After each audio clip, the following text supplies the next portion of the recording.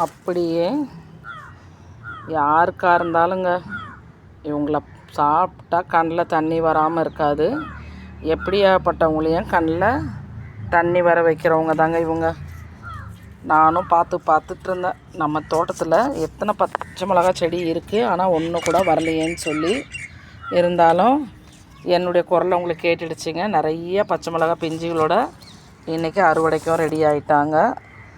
ஒரு சில காயை நம்ம அறுவடை பண்ணிடலாம். கொத்தாக தாங்க இருக்காங்க. இந்த மாதிரி செடிகள் இருந்தாலே போதும். நம்ம 10 செடி வைக்கிறதுக்கு நமக்கு ஒரு செடியிலே வந்துடுவாங்க பச்சை மிளகாய். எனக்கு ரொம்ப சந்தோஷங்க. ஏன்னா என்னுடைய தை பட்டத்துலேயும் மிளகாய் எனக்கு ரிசல்ட்டு கொடுக்கல. என்னடா ஆடி பட்டமும் வந்தாச்சு, மிளகாய் ரிசல்ட்டு கொடுக்கலன்னு நினச்சிட்டு இருந்தேன். மிளகாய் அறுவடையும் கிடச்சாச்சுங்க. ரொம்ப சந்தோஷம் எனக்கு.